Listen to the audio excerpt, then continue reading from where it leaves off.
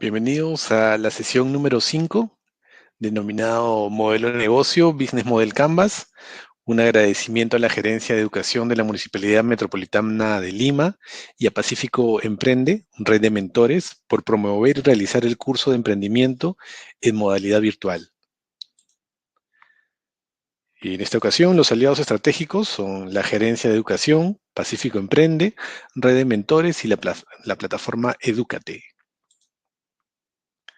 Los mentores que imparten estas sesiones son Slania Carreón, Jonathan Sayán, Roberto Saldaña y quien les habla, Demis Milian.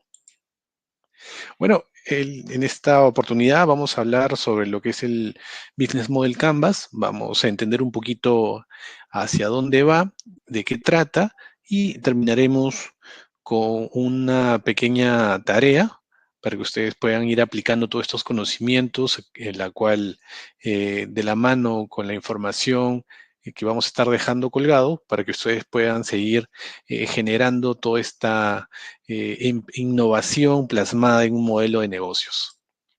Bueno, el Model Business Canvas es, en español sería como un lienzo, el lienzo de negocio. Lo que nos hace es poder aterrizar de manera sencilla y muy a detalle nuestro modelo de negocio.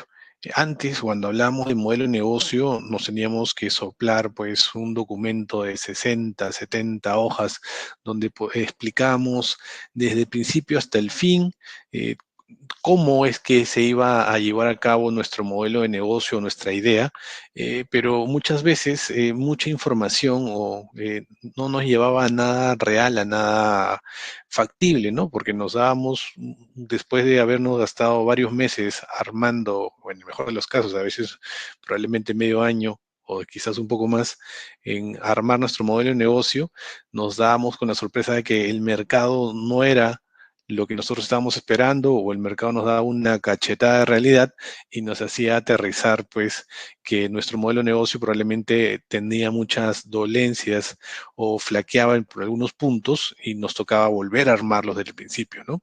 En este caso, el lienzo de negocios, el Model Business Canvas, apareció como una respuesta o una alternativa para poder agilizar mucho más este desarrollo o aterrizaje de ideas y pues lo planteó en 9 partes que vamos a ir explicando uno a uno y nos permite entrar a detalle en algunos temas, pero sobre todo nos da la facilidad de poder modificarlas o poder iterarlas, que es un término que ya hemos visto en Design Thinking, de poder iterarla lo máximo posible para poder estar en sintonía con lo que nuestro mercado está buscando, ¿no? Entonces, como les explicaba, estas 9 partes se dividen en 2 grandes grupos, ¿no? El primer grupo es la del mercado, donde vamos a entender cuál es el valor, qué es lo que estamos nosotros proponiendo como alternativa para que las personas o nuestros clientes puedan verse atraídos hacia lo que nosotros ofrecemos y sobre todo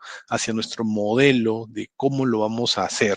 Entonces, por eso que la primera parte es mucho del mercado, generamos dónde vamos a generar el valor y vamos a tener mucho el pensamiento creativo. Acá vamos a empezar a generar muchas ideas o aterrizar estas ideas que ya hemos visto en Design Thinking o en las otras herramientas que hemos ido viendo hasta ahorita y vamos a ir a plantearlas de manera pues creativas. Y en el lado izquierdo tenemos el lado de la empresa. Acá sí es donde analizamos mucho el tema de la eficiencia. Vamos a analizar a detalle cómo lo vamos a hacer, quiénes van a ser nuestros aliados, quiénes van a ser las personas que nos van a apoyar y cuáles van a ser sobre todo los gastos que vamos a ir teniendo, ¿no? Todos de una manera con un análisis a profundidad, pero plasmado lo más sencillo posible, como vamos a ir viendo en las siguientes láminas. También vamos a ver que en el lado central tenemos a las ofertas, la propuesta de valor. En el lado derecho está muy, muy centrado el tema de cómo y vamos a llegar a los clientes. En el lado izquierdo vamos a tener la estructura de cómo funciona nuestro modelo de negocio y nuestra empresa o nuestra startup. Y en la parte de abajo van a estar las finanzas, que es tanto los ingresos como los egresos. Entonces, este lienzo de modelo de negocios, el Model Business Canvas, como les comentaba, se basa en 9 partes, ¿no? Como ya hemos visto en el centro, está basado en el tema de lo que es la propuesta de valor, que es decir, qué es lo que nosotros vamos a ofrecer. En el lado derecho tenemos primero los clientes, después las relaciones con ellos y los canales que vamos a llegar. No se preocupen, todo esto vamos a verlo en detalle en los próximos minutitos.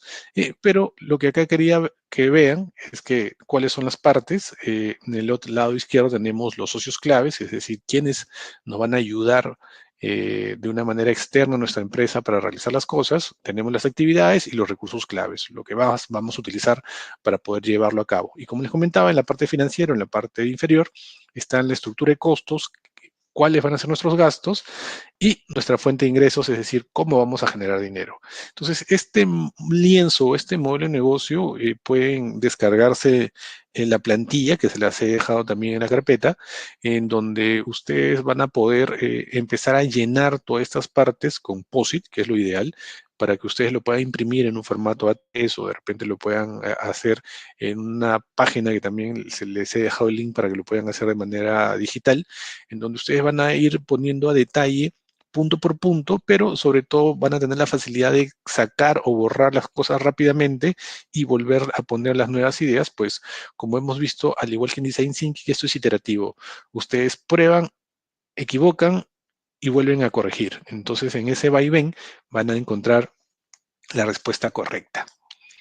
Y bueno, la primera parte, en este caso, van a ser el segmento de clientes. Aquí es donde nosotros vamos a estar viendo quiénes son este grupo de personas o grupos también de consumidores que vamos a tener que encontrar mediante el análisis de Design Thinking cuáles son las necesidades, cuáles son los comportamientos y cuáles son las características similares. Es decir, vamos a tener que de todo este amplio mundo de posibilidades de personas que te podrían comprar, obviamente, bueno, uno tiene un producto, a uno nos gustaría que nos compren todos, ¿no? Y si podemos pensar en muchos perfiles, pero hay que centrarnos netamente en aquel que puede tener la mayor cantidad de oportunidades de compra. Entonces, siempre es bueno empezar con un nicho o con un mercado bien definido y sobre eso ir validando con el mercado, ¿no? Entonces, yo puedo decir, voy a pensar que las personas que tienen entre 18 y 20 años que viven en el sector de Piura,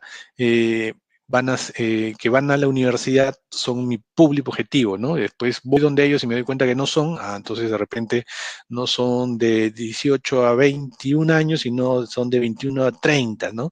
Entonces, con el prueba y error, eso nos va a permitir ir iterando muchas veces y encontrar el segmento ideal para nuestra propuesta de valor, ¿no? Y acá que nos vamos a preguntar, ¿para quién vamos a crear valor? ¿Quiénes son los que nos comprarían? ¿A quién nos estamos dirigiendo? O sea, ¿quiénes son? ¿Son estudiantes? ¿Son profesionales? ¿Son jubilados? ¿Quiénes son? ¿No? Vamos a entender quiénes son.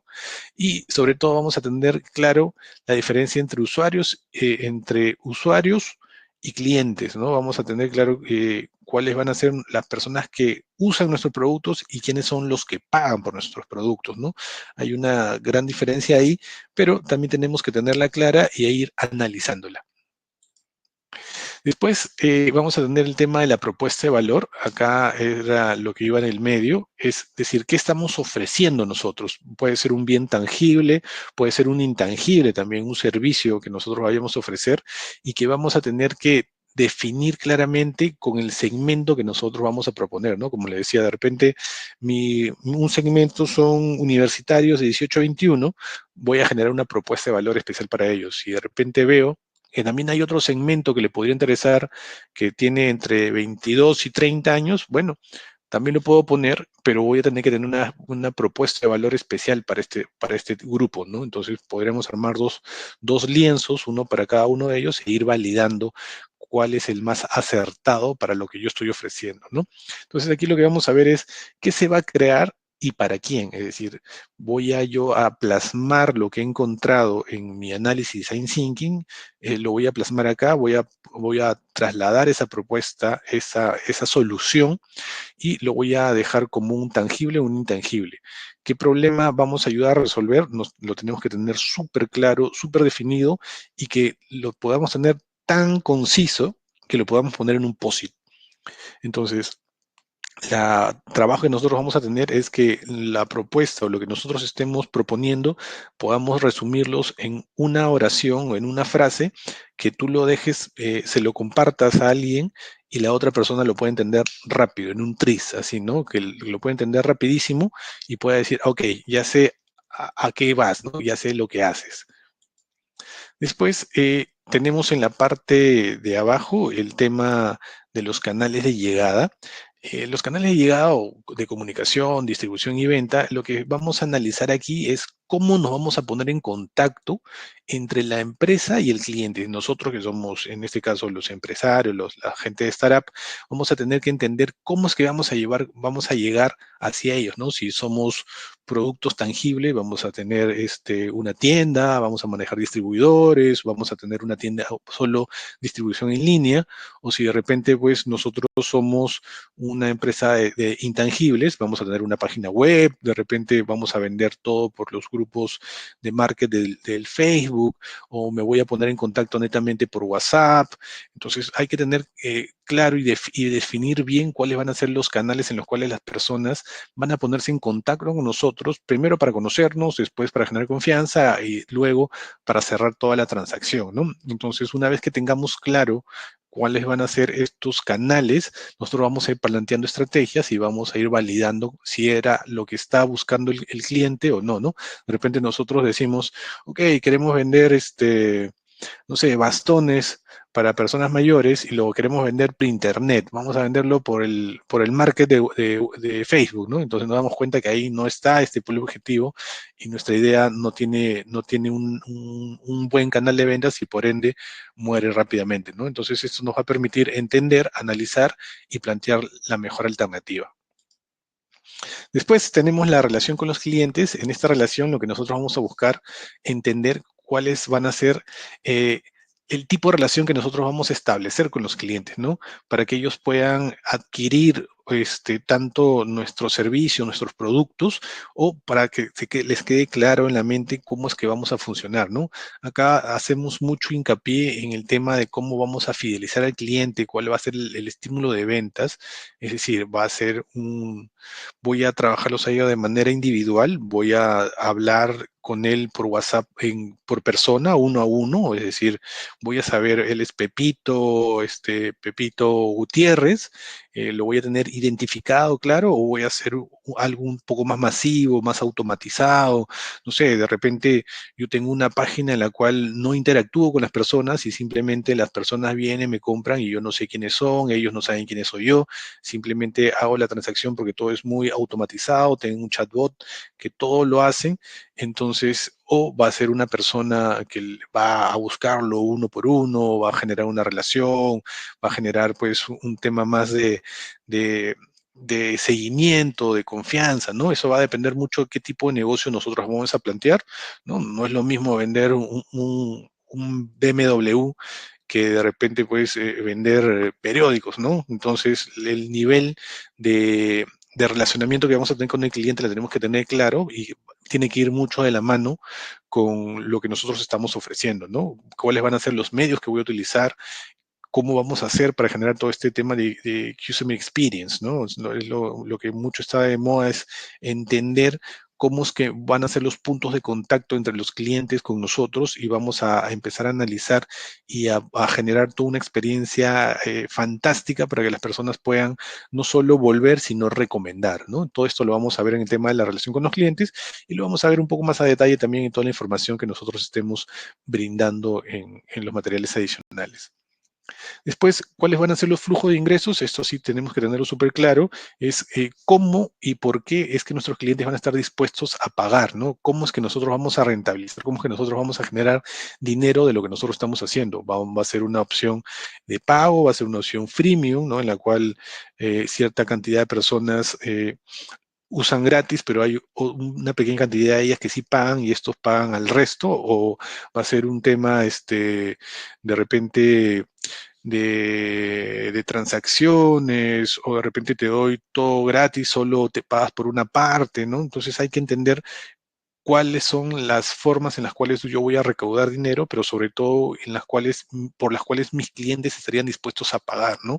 Acá vamos a tener que tener claro cuáles van a ser todos estos temas. De repente yo no les cobro nada a ellos, pero yo cobro por publicidad, de repente cobro por la venta de licencias o de repente por modelos freemium, como les mencionaba hace unos minutitos. Entonces, aquí es donde nosotros vamos a generar nuestras primeras hipótesis y después las vamos a validar con el mercado.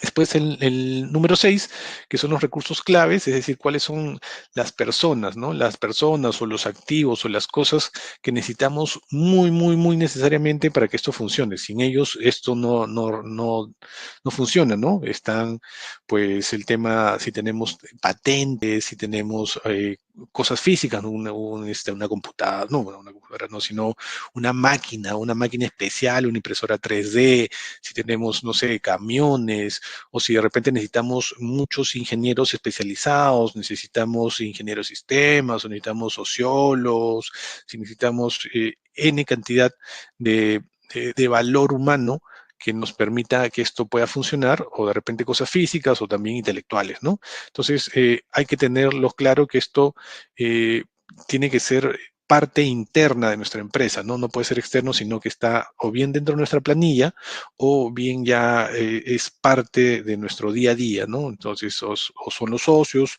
o son las personas que nosotros estamos contratando para hacerlo, pero es ya parte interna de la empresa. Y estas actividades claras, o claves, disculpe, que es lo que sigue, son lo que vamos a necesitar para que esto funcione, que va mucho de la mano con los recursos claves. ¿Qué cosa haces tú con estos recursos claves para que las cosas funcionen? Eso están en la lista de actividades claves, ¿no? Entonces, si tú lo quieres ver al revés, también, qué son las cosas, ¿no? Que tú necesitas hacer. De repente, tu modelo de negocio es repartir, no sé, periódicos, por ejemplo. Entonces yo sé que mi factor clave son las personas que manejan, ¿no? O sea, las actividades claves es recoger el periódico de la imprenta, ir a dejarlo en el kiosco y vender mi periódico, ¿no? Entonces, ¿cuáles son las actividades clave? Esas tres, ¿cuáles son los recursos claves? Mi medio de transporte, la persona que maneja, mi kiosco y la persona que atiende en el kiosco, ¿no? Entonces, ya ahí conocemos cuáles son las diferencias entre los recursos claves y las actividades claves. Y no hay que confundirnos con los socios claves. ¿Cuáles son los socios claves? Es esa red de proveedores o personas o empresas estratégicas que contribuyen para que el modelo pueda funcionar, ¿no? Volviendo a este ejemplo de las personas que venden periódicos, ¿quiénes serían sus socios claves ahí? Pues en este caso, la empresa, la imprenta, ¿no? La imprenta y después los medios de comunicación que generan las noticias, ¿no? Los medios de generación generan las noticias. Sin las noticias, nosotros no podemos funcionar. Sin la imprenta que imprime los periódicos, nosotros no podemos funcionar. Entonces, ellos son nuestros socios claves, no están dentro de nuestro modelo de negocio, o sea, no son parte interna de nuestra empresa, pero trabajamos muy de la mano y sin ellos mi negocio o mi emprendimiento no podría funcionar, ¿no? Entonces hay que preguntarnos quiénes son estos proveedores o personas claves que nos brindan productos o servicios con las cuales nosotros no podríamos avanzar, ¿no? ¿Qué actividades clave realizan nuestros socios para tenerlas bien mapeadas y hacer un análisis de riesgo en el futuro, ¿no? Y por último, la estructura de costos es en qué voy a gastar, ¿no? Esto va mucho de la mano con las actividades claves y mucho de la mano con los recursos claves, ¿no? Entonces, esto va a generar gastos y estos gastos vamos a tener que nosotros tenerlos claro en nuestra estructura de costos, ¿no? Porque la estructura de costos nos va a permitir entender cuánto es lo mínimo que yo debería poder generar para que mi emprendimiento esté tas con tas, ¿no? Obviamente siempre buscamos que los ingresos sean lo máximo posible y la estructura de costos lo más sana posible también, ¿no? Para que no nos obligue a vender 1 millón de unidades para poder recién tener un 1% de rentabilidad, ¿no? Entonces hay que tener claros y mientras menos sean, mucho mejor. Y acá hay que preguntarnos cuáles son los costos más importantes, inherentes, o sea, que nosotros vamos a dar sí o sí, cuáles son los recursos más caros del modelo de negocio y cuáles son las actividades más caras, ¿no? De repente le voy a apostar a publicidad, a marketing, a análisis, a estudios de mercado, o de repente voy a comprarme una super máquina y entonces necesito mucho personal. Hay que tener muy claro cuáles son los recursos y las actividades claves y sobre eso sacaremos nuestras estructuras de costos.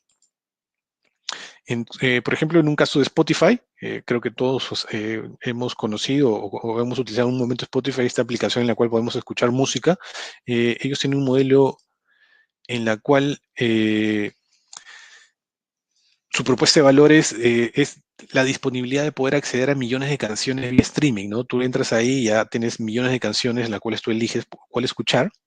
¿Cuál es su segmento de cliente? Gente que le gusta la música y empresas que van a querer vender publicidad adentro, ¿no? Entonces ahí tenemos dos segmentos de mercados. Vamos a tener que armar también propuestas para cada uno de ellos, ¿no? La relación con el cliente, ellos es espacio y comunidades donde compartir experiencias musicales de forma online. Ellos trabajan con comunidades, o sea, es un tema más automatizado, pero a la vez personal, ¿no? Si bien es cierto, tiene a millones de personas conectadas, pero conoce los gustos de cada uno de ellos. Entonces es automatizado individual o personalizado. En este caso, ¿cuáles son los canales? La gente puede comprar o descargar sus aplicaciones por la App Store o por la misma página de Spotify. ¿Cuáles van a ser los ingresos? Hay personas que van a utilizarlo free, gratuito, simplemente van a ver la publicidad y esta publicidad me va a generar ingresos por las empresas que van a comprarme la publicidad. Están los premiums, lo que sí me pagan una suscripción mensual para poder no escuchar las propagandas, pero ellos sí me generan unos ingresos mensuales. Y acá viene el tema de la inserción de publicidad que va mucho de la mano con la gente que compra el free. Acá vemos cuáles son las actividades clave, definitivamente el tema del mantenimiento de las aplicaciones y el web y mantener siempre al día el entendimiento de los gustos de cada persona y sobre todo siempre mantener o tener nuevo material que compartir, ¿no? Y acá también encontrar gente que quiera comprarla o empresas que quieran comprarle publicidad. ¿Cuáles son los recursos claves? La marca es súper importante, las aplicaciones, más también las páginas web, el desarrollo de todo eso son sus recursos claves, los acuerdos de discográficos, los contratos que vayan cerrando con las empresas o cantantes independientes o gente que hace podcast en esos momentos también para que puedan seguir alimentando en más material y el personal que trabaja con ellos, ¿no? ¿Y cuáles son sus usos clave? Las discográficas, ¿no? Las empresas que se dedican a hacer música y que ellos le brindan muchas veces el material pues a Spotify para que lo puedan empezar a vender, entre comillas, ¿no? ¿Y cuáles van a ser su estructura de costos? Bueno, los gastos de servidores, todos los gastos tecnológicos, el tema de las personas, el personal genera pues la planilla y las licencias para poder utilizar todos estos licencias discográficas para poder pasar la música y en estos casos también ahora último todos los podcasts que se están dando y es algo que va agarrando bastante viada últimamente en Spotify. Y bueno, ¿qué son los escenarios basados en los futuros alternativos? Como ya hemos visto en los modelos de negocio, eh, cada uno de estos lo podemos cambiar. ¿Cómo así? Por ejemplo, yo tengo mi primer business model Canva, mi primer lienzo, y yo me pongo a pensar, ¿qué pasaría si? Y en ese qué pasaría si puedo ir cambiando las cosas, ¿no? De repente le digo, ¿y si qué pasaría si no doy free? Si todo es premium. Entonces, aquí mis escenarios irían cambiando, ¿no? De repente ya no tendría en consideración ciertos grupos o ciertos segmentos que aplicar, sino me dedicaría a otros, pero eso también genera un montón de cosas. De repente ya no necesito tener tanto personal o de repente ya no necesito hacer A o B cosa y por ende un pequeño cambio en cualquiera de estas 9 partes va a hacer que se tenga que repensar todo y tengamos que hacer varios cambios para analizar.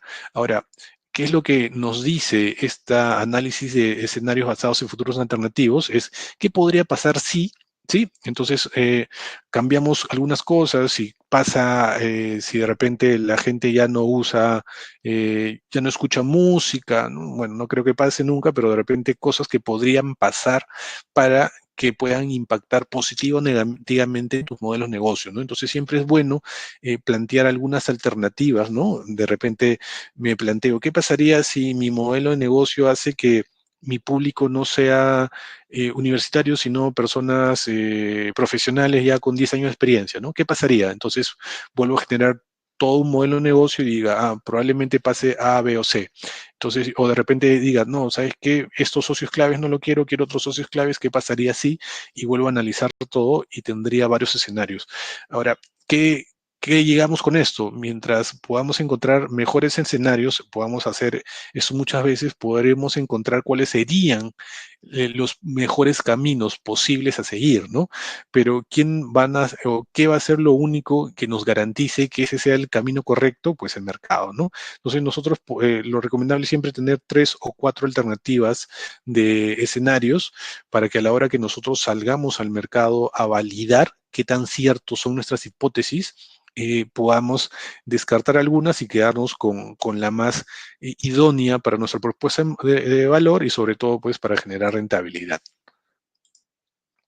Acá es un ejemplo, ¿no? Yo hago más de 50 business model canvas en las cuales varío algunas cosas y de las 50 voy a encontrar 2 o 3 que sean las idóneas, pero validando con el mercado encuentro que esa, justo la número 35, es la que mejor se ajusta y sobre esa voy avanzando, ¿no? Y una vez que tengo ya mi lienzo, me voy al mercado a validar, me doy cuenta que sí, funciona, tengo rentabilidad, ok, voy escalando, voy haciéndolo más grande.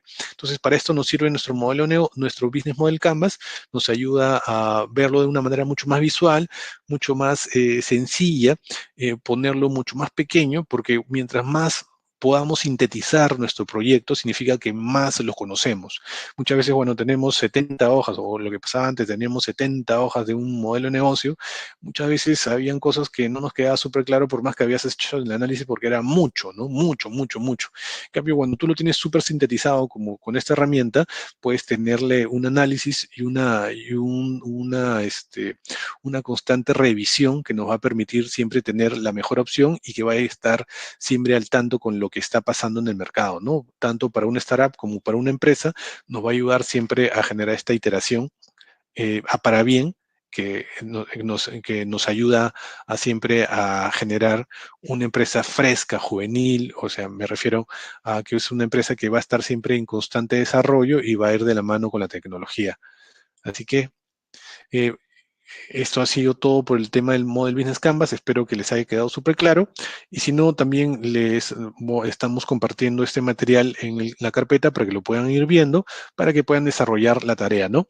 Entonces, usando las herramientas de Business Model Canvas, vamos a desarrollar el modelo de negocio que vienen trabajando hasta ahora y vamos a generar 3 escenarios basados en futuros alternativos. Pueden cambiar de repente la forma en la como van a generar ingresos, pueden cambiar de repente el público objetivo a la cual están yendo, pueden cambiar de repente los recursos claves o las actividades claves, todo siempre teniendo en consideración que la propuesta de valor tiene que venir de la mano con lo que ustedes han podido ir generando desde el modelo de Design Thinking o de las otros talleres que están viendo, lo que ya tengan armado hasta ahora.